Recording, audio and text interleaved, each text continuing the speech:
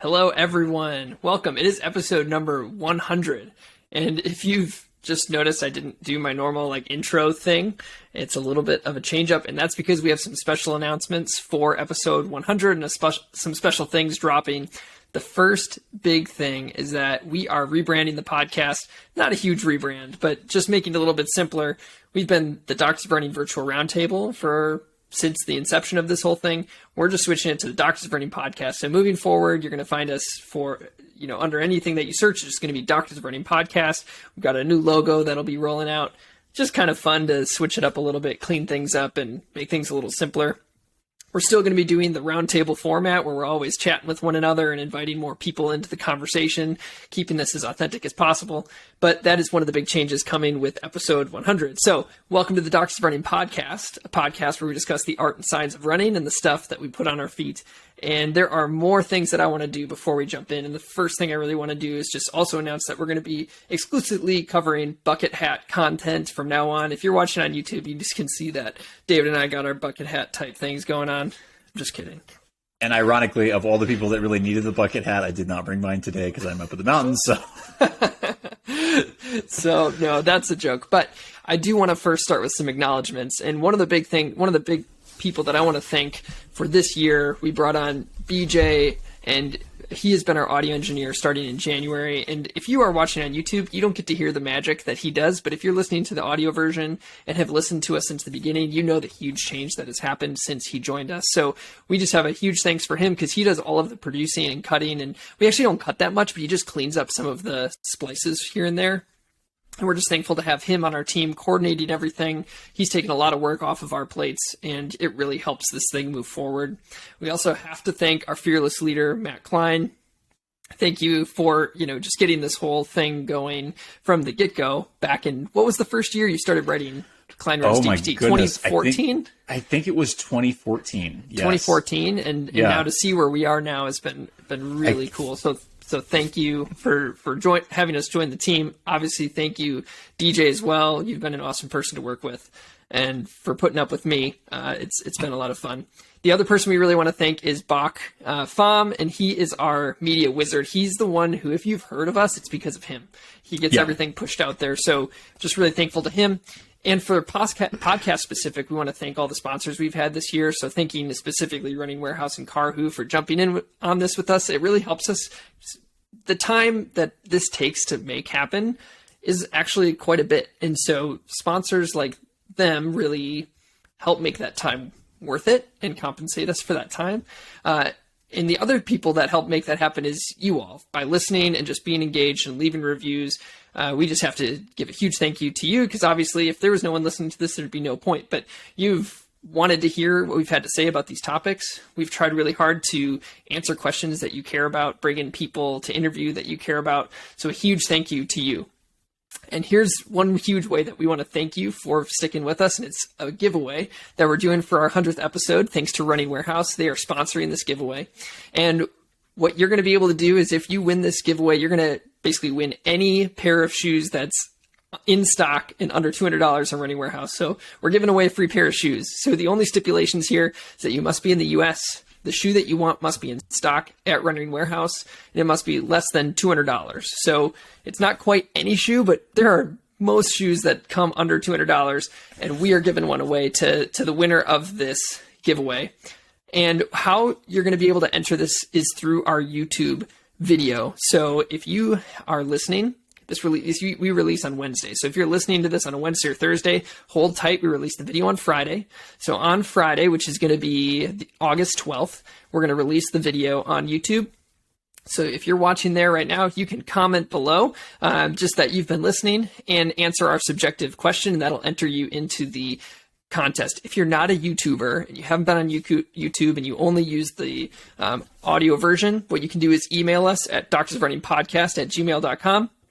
with your answer to the subjective, and that will also enter you. So again, we're going to release this video on August 12th. You can start entering that day by commenting on YouTube or sending us the email at doctorsofrunningpodcast@gmail.com. And the contest is going to stay open for a whole week. So all the way until August 19th. Then we're going to close the contest. We'll contact whoever the winner is and probably announce it on YouTube and our media channels, probably on our stories on Instagram and stuff like that. So we'll contact you guys and we'll pick the winner on the 19th. So again, that's a huge way that we wanted to say thank yous by giving away a free pair of shoes to helping us get to 100 episodes. It's been a lot of fun. And the last thing that we wanted to announce for our 100th episode is we've had a surprising amount of people who want to support our work financially. And like I said, there's a lot of time that we put into this stuff, and your support does help us continue to move forward. And so we've set up something called Ko-fi, Ko-fi, so Ko-fi. And the idea of this is it's an account that you can, quote, buy us a cup of coffee. So you can give a one-time donation of a couple bucks or as much as you want, or we're not demanding anything. So frankly, you don't have to give us anything. But there's been people who have been asking, are there ways we can give you money? So we did set this up, and we'll put down in the show notes, we'll just put the link to it. And just a reminder that what your giving does to Doctors of Running, we give away the first 10% to charitable organizations. We have 7 or 8 people on our team, and we rotate who gets to pick the organization that we are giving to every month. So 10% of anything that you give is going outside of our organization to help other causes going on both within and outside the running sphere. And then it just helps support what we're doing through paying equipment for the podcast. You know, we record on different software. It helps support that so we can keep trying to improve the quality of this stuff. It supports our team and the time that we put in, and it helps us buy shoes that we don't get seated. So we can use those funds to buy shoes that we might not get seated that people are asking us to review. So if you're interested, and again, no need to do this if you don't want to, but it's Ko-fi, Ko-fi.com/Doctors of Running, or you can just go to the Ko-fi website and search for Doctors of Running. You'd find us. So more importantly, hopefully you win the pair of shoes, and thank you all for being with us for 100 episodes. And to enter, remember, you have to write the subjective, and the subjective for today is, what's your favorite super shoe of 2022 so far, or the one that you're looking forward to trying the most?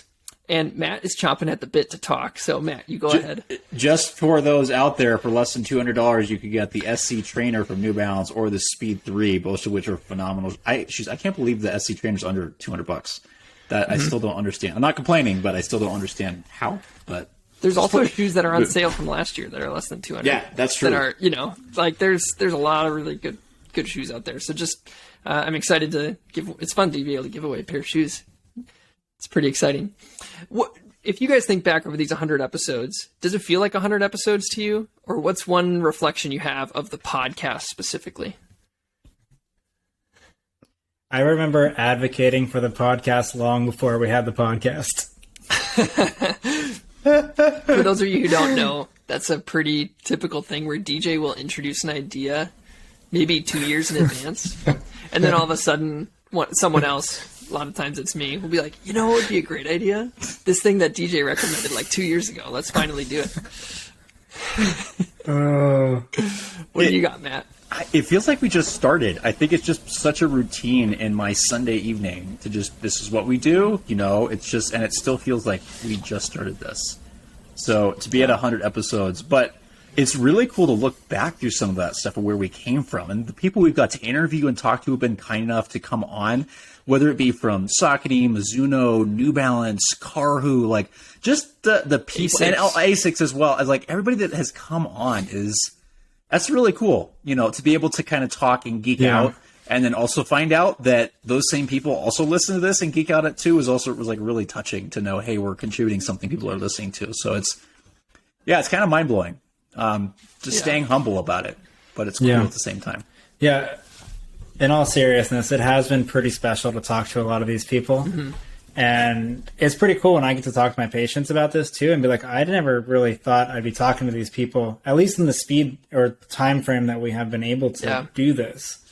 This has all grown pretty quick, and it's been a pretty special thing to be a part of. And it's just been really cool to be able to talk to all these people, pick their brains, and kind of just keep advancing footwear and geek out. Yeah, and I think some of the other people I've been really thankful to talk to are like Laurent Melzo. Yeah. And some of the other science researchers, like these people who are just in the lab all the time, they just think different, right? Like you have people from different parts of the running industry, and it's been really eye-opening to sit down with so many different types of minds. In school right now, one of the DJ lost his hat. Yeah. I already took mine off. It's fine. In school right now, we just talked a lot about social learning theory, and there's a lot of tenets of social learning, but one of them is that you learn best when you're in conversation with people who think differently from you. Yep. And I've mentioned this in a previous podcast, but I think that this has been one of those experiences for me. In a lot of ways, us three, think somewhat similarly, but in other ways we do have different ideas about things, and that's helped me grow as a clinician. So thankful for you guys. And listening to Andrea as well, when she's been taking on a bigger role in the podcast as well. Just been super thankful for that. Okay, but now we're going to get into the topic for episode 100. There's really only one topic we could have done for episode 100, and it has to relate back to our subjective about super shoes in 2022. So there have been a lot of racing shoes that have dropped in the first half of this year. There's more that are coming, but we wanted to talk about some of the unique updates. We want to rank these shoes in terms of their stability, and we want to give you our personal favorites. So just to run through a quick list, this isn't exhaustive, but listen to some of these shoes. Metaspeed Edge Plus, Metaspeed Sky Plus, Adios Pro 3, Endorphin Pro 3, Carbon X3, SC Pacer, the Fast R, Hyperion Elite 3, Takumi Sen 8, Alphafly 2. Puma just had a mini release of their, what is it called? The DV8 Elite. DV8 Nitro Elite. Which I admit they didn't 2. have a size 10, and I'm sitting there going, should I get the 10.5? Should I not? So there's a lot of shoes that have dropped in this first half, and we just really want to talk about a couple of them, highlight some, and again, obviously just talk about our favorites. So again, we like to talk about the art and the science of the stuff that we put on our feet, and that's definitely true when it comes to racing shoes. So let's start with that question about unique. Of the shoes that have dropped this year or are currently on the market, which one or two stick out for both of you as the most unique offering that kind of sits in its own category? So here's something funny. Before the episode, I didn't realize it was super shoes. So as you were introducing it, I had a different shoe in mind, and then that's me. I'm literally in the process of a move, y'all. So I'm like on another planet. But I would say right now, from a unique standpoint, I like what Puma did with the Fast R, having a dual density midsole and a decoupled midsole. So it's coupled strictly by the carbon fiber plate, very steeply spooned out, EVA in the heel, PIBA in the forefoot there. So you've got a basic traditional EVA there and a Nitro Elite up in the forefoot. You do have a little bit of torsional movement there, but it seems to tune pretty well with the shoe overall, and it's just a unique experience. I'm gonna. What would you say? I would totally agree with David that the Fast R, in terms of unique, it's not my favorite shoe, but it is definitely one of the most unique ones, and I definitely enjoyed my time in it. Just the way that people are starting to think differently about how we're playing with geometry, how we're playing with foam combinations, what we're doing with the plates. I think that's a really great example of where things are probably going to go next. I know that people are still experimenting with the foams and optimizing that stuff. But I think geometry and what it looks like is also going to play a really big part. And so it was very cool to see Puma experiment with that. Looks crazy too. I think something interesting, or something that I appreciate too with the Fast R is you two, I didn't get to, but you two sat down with Laura Healy from their lab to talk about the development of the shoe a little bit more. And they were pretty candid that something this unique actually does fit a certain population of people better than others. Like, right. Do you remember a little bit about what they said there and want to recap that, Matt? Yeah, and so what they were talking about, and let's see if I can only talk about what we're supposed to. They did find that even among their elite athletes, there are certain people it worked really, really well for, and then there's others where the DV8 Nitro Elite or Elite 2 is going to work better for. And that's okay, because having some variety is good, because each person's going to have different mechanics. That's totally fine. I don't remember the exact specifics of who they said stuff would work for. I think there was some discussion that people that tended to land a little bit farther forward tended to do a little bit better. Just because of the why am I blanking on the foam type in the forefoot? It's a PBAC. Nitro Elite. It's a PBAC. It's nitrogen infused PBAC. Nitrogen infused PBACs. Thank you. But yeah, so people tend to do a little bit better landing forward, but there's others who might as well. But that's the name of the game, is you're probably not going to be able to make a shoe for everyone. So embrace that. Yep. And that's why every company has like two or three different models. out there. Or if they don't at the moment, they're certainly working on it. Yeah. And DJ, well, I'm curious though, what was the shoe you were going to say that's not a super shoe, that's unique? Oh, I was going to say the Cloud Monster. Oh, sure. Tell us. From On. Yeah. Yeah. I think it's very rare when you have a shoe that's in the maximalist or oh my goodness, I can't speak. Maximal category that is really high up, highly rockered. And then like usually when you think of a maximalist category, you think of a heavy shoe, easy day, things like that. I can turn over in that shoe. That shoe has quite a bit of responsiveness for the category. And I don't hesitate at all to do strides or do things like that in that shoe. I don't feel like I have to change. It's got enough stability because the foam itself is a little bit firmer than some of the other shoes, even though there's plenty of it, and it has that speedboard plate in there. Mm-hmm. I can take it on a couple different terrains. I feel stable under my feet, and I can turn over. It's just a really versatile shoe for how high up it is. So that, for the unique category for me, was the Cloud Monster. This is good. That's cool. It's required by Bach. We have to bring up On at least once every episode, right? Because favorite company. I'm just kidding. Just kidding. He's just holding out until he gets sent a pair of fetters. Yeah. That's all he wants. That's all he wants. That's all he really wants. Cool. Any other ones that stick out as unique to you both? I think the one for me is I haven't ran in the newest version, but for the Adios Pro 2, I think that's one that feels quite unique to me from a lateral bias standpoint. The way that compression happens. This is still available. You can buy the shoe, and it's actually on wicked sale right now.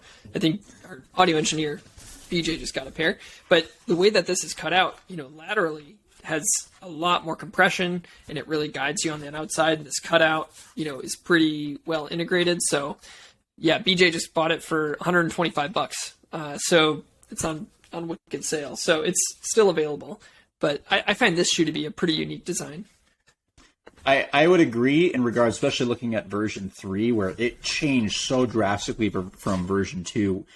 Version 2, I felt like I could do 5Ks in them, and I did several of them. But the geometry was very, very unique in that manner.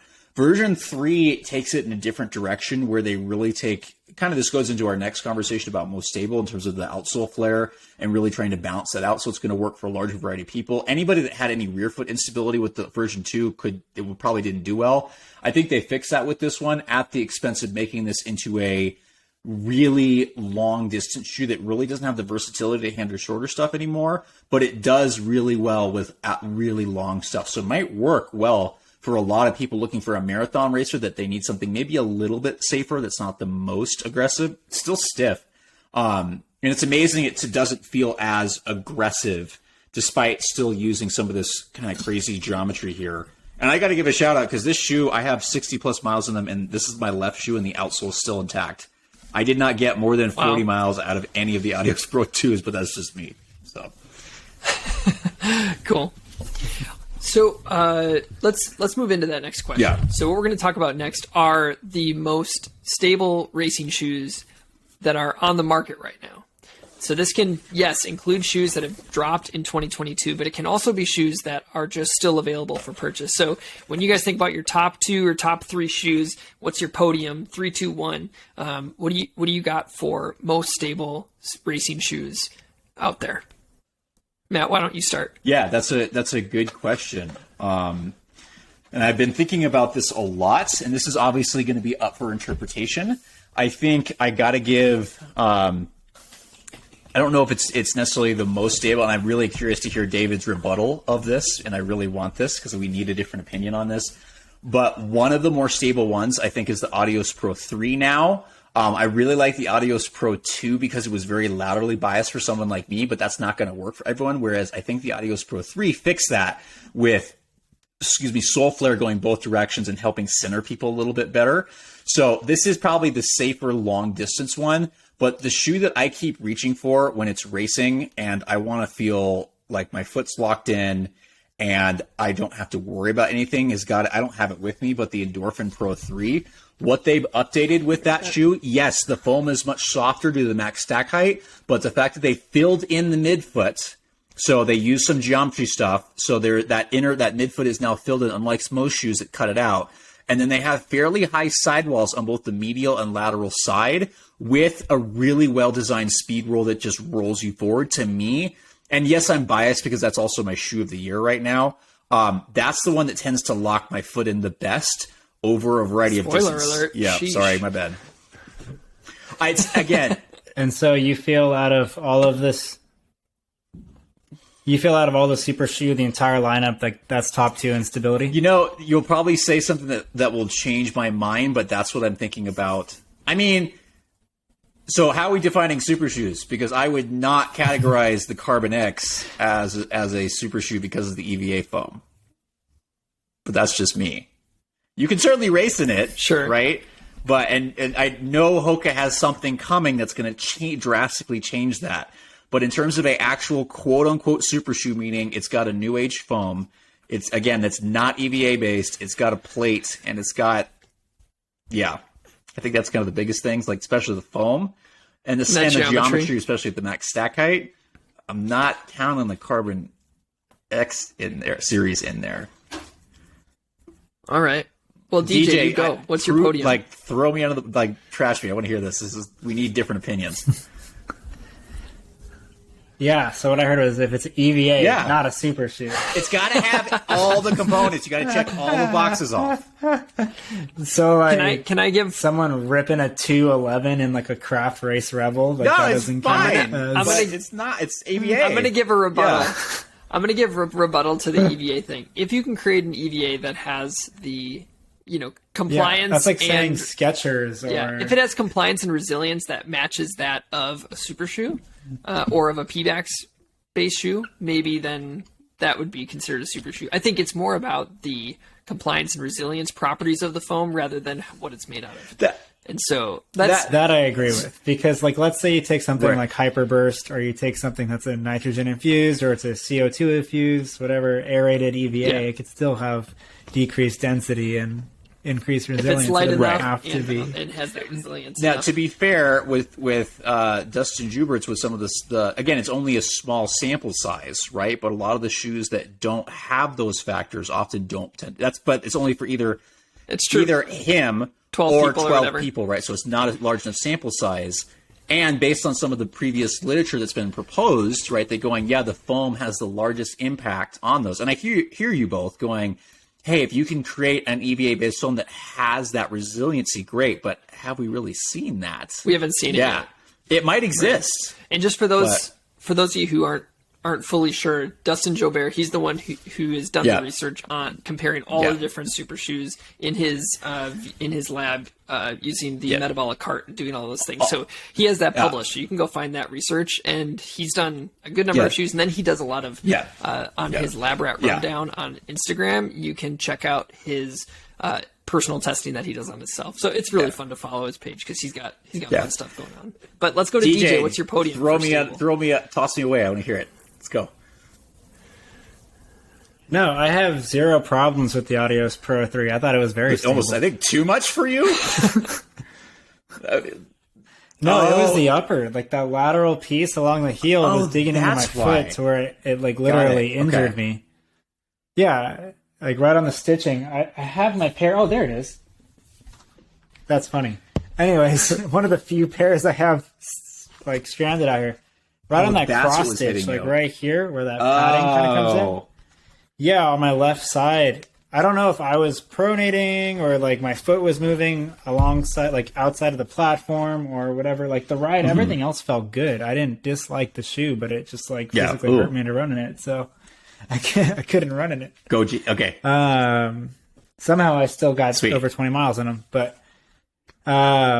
I still think it's a pretty stable shoe. I think they did a pretty good job with the geometry and the widening of the platform, how it collapses and loads onto the forefoot and having that wider base. I think it's a unique offering, and I think it's still pretty stable. But I think my two picks, I have to say the Metaspeed Edge Plus. I feel very grounded in that shoe. I do feel like it's a wider base. I feel like the traction underfoot is pretty good.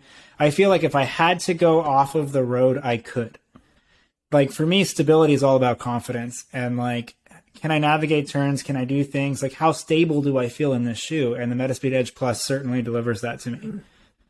So I think I have a lot of confidence with that shoe.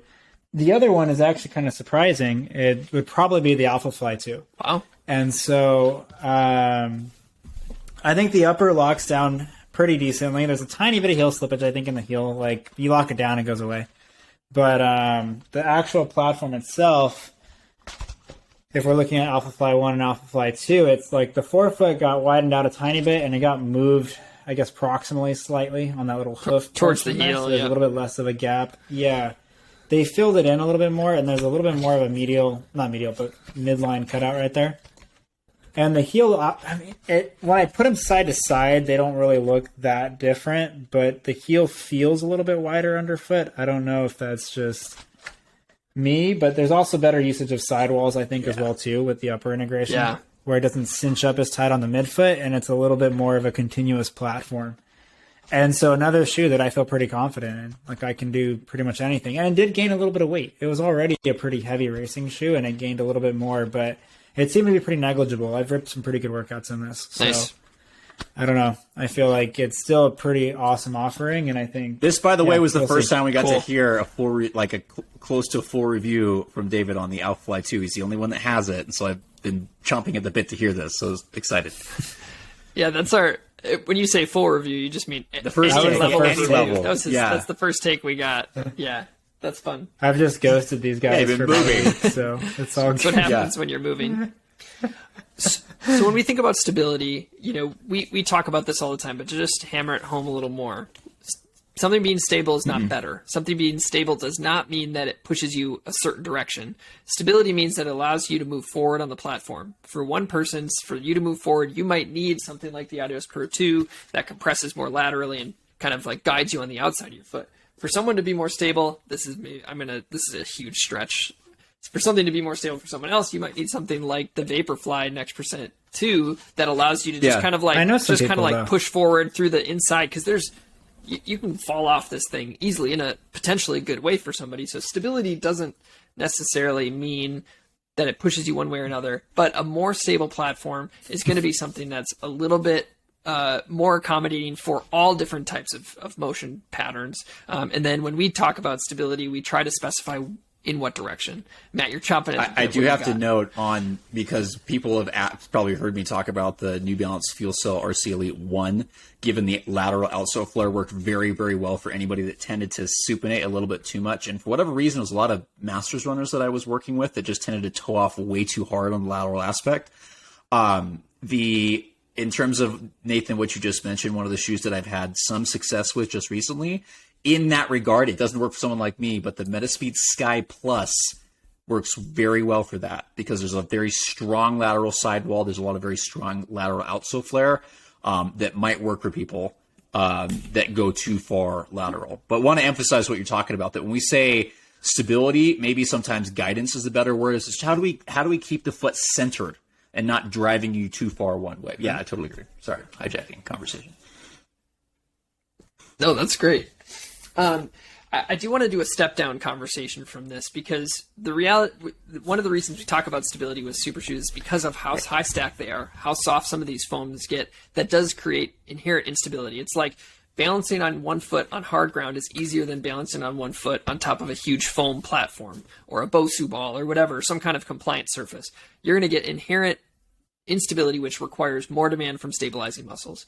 So let's just say you're one of these people who really has a lot more success in shoes such as like the Adrenaline GTS, or something that's given you a lot of stable structure, kind of like a much more structured shoe. Of these shoes, let's just say they can't handle any of these racing shoes. What would be your step down shoes that are still fast, but maybe not quite as fast feeling and not as aggressive, but really good options? What do you guys have for that? Are you intentionally leading me into this? I mean, does it have to be Piva based? No, yeah, it David, can be go anything. first. I want to hear this. Well, I think the Cloud Monster. I think that gives you plenty of stack and responsiveness and fluidity for long miles, and you can just literally go and bounce off of that shoe for quite a while. Cool. I think it's a pretty awesome shoe. Another shoe for people that are sensitive to like real soft compliant foams. I mean, I've been a real big fan of the Asics Evo Ride 3 as well as the Trinusa 14. Yep. very fluid around. I did 12 miles this morning in my new says, and I like them. They're very rhythmic. They get going. I mean, there's not as much stack, but I mean, again, if you're sensitive to that, it could be a real offering, and it keeps some of the weight down based on some of the things they do with it. I mean, it's just lighter materials in general. So I'm going to have to go with the Saucony Tempest for multiple reasons. Again, for those, especially if someone is like an adrenaline wearer or something like that, and you're like, I really want to have something a little faster, but I can't step down into these unstable foams. I need at least a little bit of something. The Tempest, that was why it was designed, right? So it's 8.9 ounces for men's size 9, which is really light for it being a pretty solid, true stability shoe, right? And so the way they've done stability is a little different, right? They've integrated a Power Run PB, so a PIBA foam in the center, and then they're using Power Run EVA based on the side to act like very significant guide rails, and it's integrated super well. So people that have motion issues either direction are going to probably do really well in this shoe. And I was really surprised. Nathan and Andrea are both very sensitive to stability shoes. Like, Nathan, you've gotten injured from stuff we've gotten in the past before, and you actually, from other stability shoes, and you did, both of you did really well in the Tempest, which again was great. This is actually one of those shoes that, like, if I'm taking one shoe somewhere, it's the Tempest. Like, I just went to Colorado, and this was the shoe I brought with me, right, to run with, because you can kind of do whatever, and it just. I'm coming off of a stress fracture. And so having something like this in my current, because of the nature of my stress fracture, it's been a really good fit for me. So it's been my go-to. I'm going to add one more shoe to this conversation. And it's the Topo Spectre. I think that's another one of those options because it has a P-Bax core. So it's got this softer core, but similarly to what they did with the Tempest, except there's a lot more P-Bax based foam in the Tempest than there is in the Spectre. You do have a P-Bax core, and then the full thing is a rim of EVA around the outside. And I ran a half marathon in this spring, and it pops along. It just rolls really nice. You get a nice bounce. It's a little bit firmer, so you don't get a lot of that mushiness, but you just get a nice geometry, no plate, but still stiff enough to really use the geometry and what it's set up to do. So I'm going to add the Topo Spectre. And I know, again, you mentioned there's no. Sorry, I'm used to raising my hand, even though no one ever calls on me. Actually, hold on. Before you go, I'm gonna cut you off. I was thinking about potential apparel ideas, and maybe we just get a one of Matt's, like a silhouette of him with his finger up. That's one of the shirts that we sell. The upsetting part is that I know our listeners would actually buy that, and that would just be like more embarrassing for me. He's like, oh my god. I think I'd go die. If the first person I see wearing that, I'm like, who is that on your? Oh god! Sorry, you go. For listeners, please remember that just because it has a plate doesn't necessarily make it faster. The plates are really, they're there for helping to facilitate motion, whether it be stabilizing the foam or directing the foot in a certain way. And we're seeing a variety of uses for that. It doesn't necessarily improve economy, and I know people are going to get upset for that. There were some older studies that said maybe 1% at most, but you don't necessarily need to have a plate for a shoe to be fast. I think a lot of people are going to do well in something like the Saucony Tempest or the Topo Spectre, because we do know that not everyone responds well to a more stiff shoe, and that's what plates do, because not everybody may be doing that speed. But David, go. Yeah. Right, it's kind of fun, actually. I should do that. I want my acknowledging, but yeah, I think it's like we talked about earlier. Variety is good. Yeah, and I think too, like, to piggyback off the whole variety thing, and like, not everyone's going to do well with plates. Well, not everyone's going to do well with certain last shapes and also platform shapes. And so, like, if you take a look at something like the Spectre and the Tempest, in my eyes, very similar shoes. However, if you look at the platform itself, they're very different. And so the Spectre is much more narrow through the heel and the midfoot. It's a little bit wider compared to some of the other performance shoes, but it's still much more narrow. Yeah, exactly. Much more of a wide base. And so for some people, let's say they're sensitive to Power and PB. I love the Tempest, by the way. I think it definitely deserves a place in this conversation. But you could look at a shoe like the Mach 5 as well. Yeah. Where it's a little bit like still grounded. It's a little bit still of a softer ride, still snappy, still has some performance, but it doesn't have quite the softness of, say, Power MPB or a P-Bax based foam. And they can still get something with some resilience and some bounce, but without having to feel like they're on something soft that they don't respond quite well to. And I think the Tempest does a good job of creating that guidance, but some people still might have a hard time with that. Yep. So if they want something similar to that, but just not without that new generation foam, they can do that with. That's a great. I'm glad you brought that up. Mach 5 is definitely one of those shoes that people really seem to gravitate towards for a variety of reasons too. The last shoe I'm going to bring up from a stability standpoint is not a new one, but it's the original DV8 Nitro Elite. That I felt like that platform was felt a little bit more grounded and was a little bit kind of just more traditional, not super aggressive, and I felt like the plate was flexible enough. The new version, which I've been able to run in, is a little bit stiffer through the forefoot, has a little bit more of aggressive rocker. They modified the upper a little bit, so it's a little bit different. But that first one, which is hard to get your hands on, that's why it's hard to sometimes talk about the Puma shoe, because it's tough to get your hands on them. But I would say that could fit into the first question about most stable shoes. Yeah, we've had a lot of people about a year out now that just some of that the DV8 Nitro Elite is just becoming available in certain areas. I know it's been available, but like certain people just getting their hands on it. Lots of really good feedback from people going, wow, this is really a comfortable shoe. And it's been really good for a lot of people. So yeah, find what works for you. Yep. It's good stuff. Any other thoughts on the stability question? Yeah, remember, it doesn't have to have a post to be stable. I think that's what we've learned the last several years is the way and you can have a post and still be unstable. So just... it's going to cut. There's a lot of unique aspects to what makes a shoe stable for one person and not for another one. So it's a lot about learning what might work for your body, and even do you even need that in the first place. So we're not trying to make stability the hot topic. We're going for those that need it. How can you find it as that phrase and what it means changes? And certain people don't need it. And so if you say, hey, this is a super stable shoe, maybe you take that as a warning, right? For that kind of person. So. Yeah. Remember, it always depends on the unique aspects of the individual. Sweet. All right.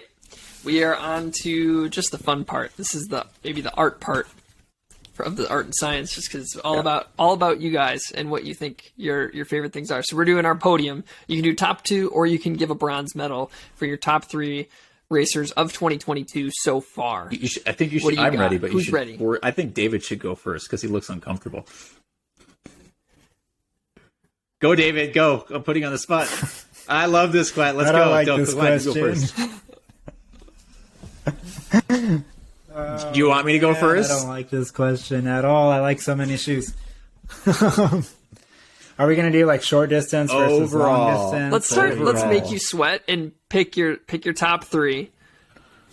And then just top 3, let it rip. Yep, and then I got a note from Casper saying whatever I want, so I could ride with that. Ride with it. That's fine. Because there's multiple shoes I think that I might reach for in different situations. Okay, let's hear it. So to narrow it down to 2, I'm like, I don't know. If I'm going long distance right now, I think just off the top of my head, the 2 that I feel the most comfortable going long in, I'm going to go with either the Alphafly 2 or the Metaspeed Edge Plus. Those 2 work really well for me. My mechanics just roll with them. I feel good. I feel like I can go for a while. The Edge it's a very competitive shoe. It's 7.4 ounces. It's right in that 7 ounce range like a lot of other shoes. I believe it's right around that 39 millimeters of stack in the heel, and was like an 8 millimeter drop, a little bit more forgiving than say the Metaspeed Sky Plus. So, it's still max stack height, and it feels very grounded. I feel good in it, and the same goes for the Alphafly Next Percent 2. And it's funny because that shoe with the Next Percent 2, you alluded to this in the Adios Pro 3, it doesn't feel as fast to me. Like, I don't know if I would quite reach for it for a 5K. Like, the other one I knew right away. I was like, oh, I can run 5K in this. Whereas, like, this one, it just feels a little bit more reserved. However, I feel a little bit more comfortable in it. And so I feel like I can go the full marathon in this, where with the Alphafly, I felt like I could really only go about half, and I'd be rolling the dice if I went full. Just because of how it affected my foot. And so...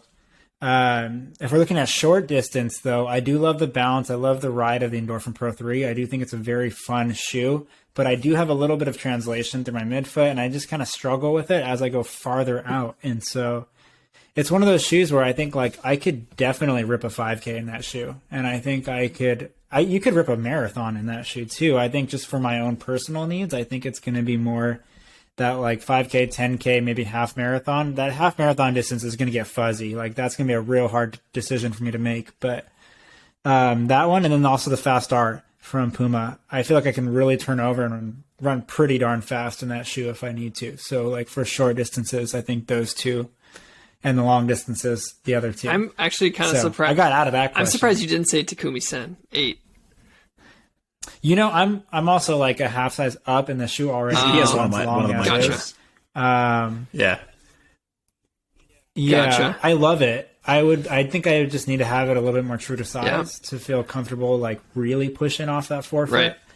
I don't know if I'm levering off it quite as well as I should be, but it's a really good shoe. I mean, like really good shoe. Yeah. So I would, Cool. All Matt, right, what do so you got? What's your I'm going to podium? stick with 2. I have one of them here. For those, again, listening, I'm in the mountains right now. I'm up in Wrightwood trying to get some altitude training and get away and focus on my dissertation. But the 2 top shoes, and this is actually very close. So the Endorphin Pro 3 was such a massive update. I'm really loving almost everything about that shoe. And so that's my top one, and I don't have it with me because I was saving it at home after I did a workout on Friday. But the Asics Metaspeed Edge Plus is a very, very close second. I really am enjoying this shoe, and they're different. So the Edge for me is a solid roller. I like the foam. I can turn over in it pretty well, even at shorter efforts. But the bounciness of the new Bounciness Pro 3 kind of wins over in that shorter effort type stuff. So I agree with David. Like 5K to half marathon, the Endorphin Pro 3. Probably 5K to 10K Endorphin Pro 3 for sure. But you start getting into some of the longer stuff, that's where I'm going to have a little bit harder time deciding, just because I trust the Metaspeed Edge Plus so much. I've used it for like 14, 16 mile long runs. It had no issue. Durability is phenomenal. It's wearing in I know that looks bad, but it's the normal exposed flight foam turbo. Usually it's torn up, but this stuff stays durable forever, which is where I normally rip stuff apart. So just the way they updated this shoe, it just feels so comfortable underfoot. It feels like it warms up with me. The fit is finally true to size, which is really nice compared to the old ones. And just the geometry and how they've set this up has been really good. Yes, the midfoot is a little narrow. They have compensated for that with a small sidewall. But I think what's unique in my mind with how well the shoe is rockered overall, because I'm studying Masters runners right now, it's just something that I think of going, hey, Masters runners tend to shorten up their stride. They tend to use a little bit higher cadence. And that's where something like this works really, really well. Whereas when I'm really lengthening my stride and moving a little bit faster, the Endorphin Pro 3 is where I'm going to go for. So these two are very close. I think the bounciness and that midfoot makes me choose the Endorphin Pro 3 just a little bit more, but these are really close. And top 2, very, really enjoying both from both these companies. I think they did a great job. Yeah, just to piggyback off that too, like the Endorphin Pro 3 has so much bounce to it. It reminds me a lot of the Alphafly 1 for me. It ripped my stride open, and like it makes me want to run fast.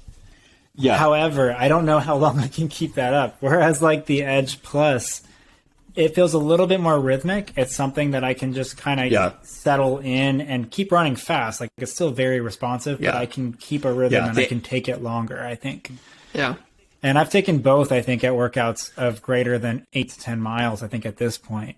And I think, they're both really good options. But the other way I would describe it would be the Endorphin Pro 3 is scary good, where sometimes like I'm slightly afraid. How do I say this without sounding bad? Like, yeah, it's like well, so good. I'm afraid to use it because I don't know if I'm able to control it. Right, it's that bouncy. Whereas the Edge Plus, I know what I'm getting into and I trust it, and I'm like, all right, let's go. Does that sound bad? I love the Endorphin Pro 3. I hope I didn't put it bad, but yeah. No. Yeah. That's how I felt about Alphafly 1. I remember writing that in the review that it really elongated my stride. And if you can't control that, that can be a problem. But if you can control it's also that it ruins other shoes really for me. fast. Yeah. So there's that too. Yeah, I mean, there's another shoe too that I could talk about that has kind of ruined other shoes for me. Are you allowed to talk about it now? Great. Let's save it. Yes, you can't do that. No. Speaking of all these wonderful guests we've had on this podcast, let's make sure we keep them happy. Yeah, no. If I had to answer this, I think every time that we have a podcast, DJ says something like that, and then there's like half the listeners are like, "Oh, I love that," and then half of them are like, "Bro, just stick to what you can talk about. We can't talk about non-hype stuff. That's useless for us." But anyway, if I had to pick some shoes, so full disclosure, I haven't been able to run in most of these shoes from this year. I haven't asked for them to be seated to me, just with kind of the type of training I'm in and stuff. I wouldn't be able to do them justice from a review standpoint. But from a short distance perspective, my pick would be Fast R as well. It's just fun to pick up the pace in it, and it's super lightweight, and I like the booty upper too. Like, I think for one of those, for the shorter distance stuff, I love something that really hugs the foot, and this one does that really well. And it has the same upper as the original, or with a couple extra overlays from the Power Tape, but it has the same as the original Nitro Elite, and it's nice and thin, and I really like how it feels. So I love that locked in feel, and you just really pop off this thing. And the forefoot is a really bouncy forefoot, which is really fun. So I would say that would be my choice for short distance. Honestly, right now for long distance, if I was going to go run a marathon today, I wouldn't even put on a super shoe, even a half marathon. Like, I wouldn't put on any of these super shoes. I'd probably wear something like the Tempest. That's what I've just been putting most of my miles in. So I would just pull that shoe and go run it. Because, if I ran my best half marathon right now, I'd probably run like a 7 to 7:15 pace. And I feel more comfortable in rhythm with a shoe that's not as aggressive at those paces for me. But I think Tempest right now. But I haven't got with the stress fracture. Honestly, it's hard to know like what shoe do I trust right now. But I think the answer is the Tempest. I think that's really it. Sorry, so I can't what do you got, help Matt? That was a good one. We get this question all the time, either through private message, through email, through comments on YouTube. People are asking us, hey, what's the best shoe? What should I go run my marathon in? And our answer every time is going to be, what shoe are you most confident and comfortable in? It doesn't matter what shoe is fastest for other people. Okay. Doesn't matter what shoe is testing the best for economy wise in a certain population. You need to find something that's comfortable for you that you've been training in, especially for a marathon distance, because that's a long time. It's going to feel great for probably a half marathon to up to 18 miles. And then everything's going to hit the fan. And what you're most comfortable with is going to carry you those last 8 miles. Go back to the podcast episode with Corey Hoffman, and he talks about the easiest thing to measure is performance, but the hardest thing to predict in like what goes into performance, that's the hardest thing. And so there's so many factors that go into race day that you just can't predict it with one factor like a shoe. So actually the other one that I would add in there is the Trinusa 14. That shoe I've just felt so safe and like comfortable in, and I actually think that if I went to run a half marathon today, I would put that shoe on in a heartbeat. That would be the one over the Tempest. It's so simple. It's EVA. It's one slab of slightly rockered, slightly flexible, but slightly you can also wear it sockless. It's just like just very, very rhythmic shoe. Yeah. You can wear it sockless. That was another. I had a couple ideas for apparel today. One had to do with sockless running. One had to do with more heel bevel. One had to do with art and science, and one had to do with what was the other one? Can it be worn sockless? I can't remember. Yes or no? It's gonna kill me. Yeah, exactly. But we'll get some. Maybe we'll do what I want to do is poll everybody that follows Dr. Bernie and do like a design contest and see who can design the best like DOR inspired shirt. We should also another shirt. I got to reference. We also got to have a what is David's race day? What's David's race day shoe going to be? And just check Alphafly 1 at the bottom every time. Although there's a new one. Yeah, there's a new one out there. Yeah. Dude, that question has gotten. Yeah, if you were there in person, you would have seen it. But there's no photos, no recollection. I made sure that was wiped. There's a new one to that list now. So, yeah. Yep. We'll be able to talk about it soon. All right, but let's move on to our last question here for the night, and it's what are you looking forward to for the rest of 2022, both from shoes coming out, but also maybe just thinking about podcast in general, being on our 100th episode. If there's something that you're like, hey, I really hope we do this moving forward, what would you say it would be? Either a shoe you're looking forward to or something with the podcast you want to do. That's a very good question. Gotta think on that one. Crickets. You know what? The finger's not coming up this time. Gotta wait. My hope is to continue to master, I think, what the purpose of Doctors of Running is, and what we hope to do a lot of times with this podcast is to help make better connections between consumers and the running industry, and to keep helping people be the best they can be. Whether it's consumers and runners looking to go, how can I get better? How can I make better shoe decisions? How can we were talking about training too. How can I make better training decisions that keep me healthy? But also, how can we stimulate conversation in the footwear world with companies and having them go, you know what?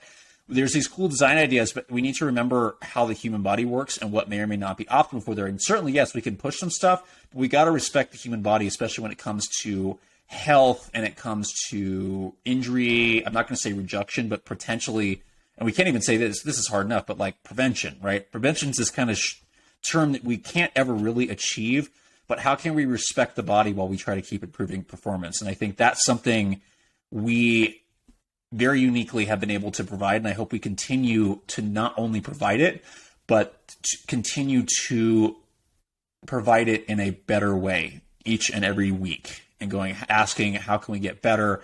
And if anybody has ideas, that's why we always say, please comment, because we're trying to grow too. And it's really, we're trying to grow for all of you. That's why we do this. Yeah. Yep. DJ, what do you got? Any ideas? Any things you're looking forward to? Yeah, I'm just looking forward to, to me, the running community is so beautiful. And I think just building that community, building those social relationships, and just bridging the gap between whether it be medical professionals, whether it be CEOs, CEOs, product engineers, footwear science, biomechanists, and recreational runners, whether they are running, 10 miles a week or they're running 100 miles a week, I think this sport is one of those sports where it really brings a lot of people together of a lot of different ability levels, and everyone has the same appreciation for what it is that we do. And so I'm just looking forward to continuing to build those relationships and just to continue marching that forward, whether it be with people on the product side, or whether it be with athletes, whether it be with our own fan base. Maybe we'll be able to do a certain thing where we can reach out and actually discuss and speak with our own fan base. And so I'm looking more, I think I'm just excited for the relationship side of it. And it's really exciting to see how this has grown in such a quick amount of time. Yeah. And it's honestly, it's quite humbling, and it's awesome. It's like you go pretty much every race I go to and I get recognized now, and it's like insane. Like I would have not thought about that in a couple of years. And like everyone's a fan of it. Everyone is so excited to just talk about like, yeah, man, like I tune in, like I watch, and like they're not just making decisions on shoes, but they're also tuning in to the topics and all the things, and like just using this as an educational platform. Yeah. So it's really cool to see that growth, and I'm just excited to continue to educate, continue to advance, and continue to improve. Yeah. I think I'm looking forward to something pretty similar. I really hope that as we kind of keep moving forward, that we do find ways to increase the voices in the conversation from people who are following, whether that's through actually being in here or being able to be audience or interacting. I'm sure there's ways that we can increase that a little bit more. I know that people have learned how to do like live podcasts where people can be asking questions live. All this stuff is, the hard part is just we don't have the time to really figure that out and hammer it down, just because we're doing this on the side of full-time jobs. And for Matt and I, we're both in school and doing jobs. And for you, you're like getting married and full-time job and moving, so we've always, life happens, life's going on. So, but I am excited to just get to know the community more and see where it goes. Funny how none of us said we're looking forward to a specific shoe, which I do. Fine, because shoes just come. What's up, Matt? So there's, I'm hoping I get surprised with some other stuff, but there are 3 shoes that I'm really looking forward to trying. So the first one is the Saucony Endorphin Shift 3. because I've really enjoyed that shoe, and I'm curious to see what they did, because it looks like the weight has dropped, geometry's gone crazy, so I'm really curious to see what happens with that. The other shoes that I'm looking forward to is the Puma Deviate Nitro Elite 2. I think they did such a good job with the original. I'm really curious to see what happens with the next version. And the last one that I'm really interested in is the New Balance Fuel Cell. I'm going to say this wrong because they changed the verbiage, right? It's the SC Elite. The Super Comp Elite. I really want to see. Super Comp Elite. We've seen photos of it. I want to see what they did and what they changed. Just because, especially after our conversation with New Balance and this shoe, kind of changed, I think, some of the thinking on both training and racing shoes. And just, again, companies are experimenting with things like geometry and all kinds of stuff. And I have a lot of respect now, kind of seeing what they're doing from a research perspective and going, how do we make this better? And also acknowledging that the research part isn't perfect. And that's part of doing research. It is dirty and messy, and it's not perfect. We try to do that as best as possible. But to see companies trying and going, let's do this. We're going to experiment and just try things. I'm really curious to see what's happening. So, yeah. Awesome. Well, you got one more thing. New Balance Rebel 3. Oh, the Rebel 3. That's a good point. That's what I'm excited for. That's what I'm excited for. Rebel 3. Yeah, I'll add that to my list too. Number 1 on my list right now. I love it. There's also two other. I'm just going to do. I got to pull David. There's two other shoes I can't talk about that I'm really excited for. From. Yeah. Oh, I mean, there's a bunch of shoes I'm excited for. Unlike you, though, I haven't tried them yet. I'm just staring at them, going, "I hope this is amazing. It looks amazing." This won't come out until August 12th, right? That I can't talk about, but all right.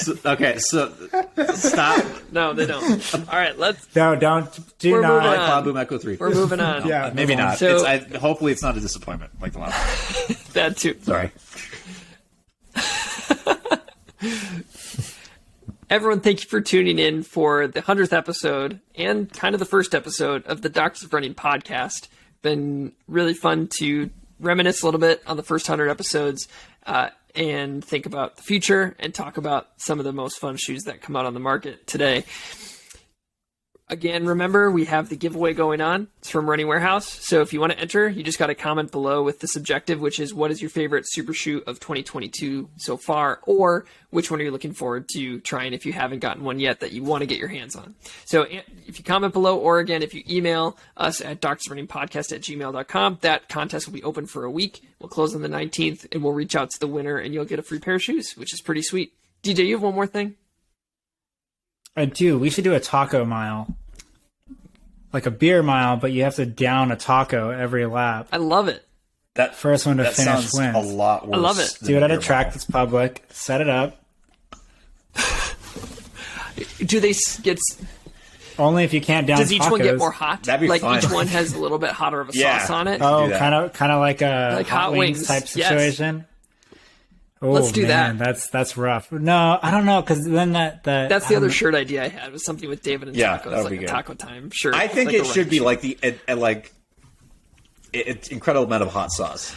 So that you get the running with true GI stress at the same time to go, who's really the toughest person out there? Gosh. But there's more to tacos I'm just trying than to add spicy. No, it's true. You don't have the carbonation It's true. from beer. Maybe it's like one of each, Yeah. unless you're vegetarian. Then it's like potato, veggie, or something, or fish if you're pescatarian. I think this is a great idea, and let's keep this conversation going at another time. They probably do. Do the people want a taco mile? That's what I want to know. If you want it, let us know. Changing the subjective We'll here. make it happen. It'll be an event, and you just have to record yourself. It can be virtual from anywhere. I'd You like just to have show put a you disclaimer eating out that we taco. are not encouraging anyway, if any health issues that come about because you try this, we are not responsible for, right? So like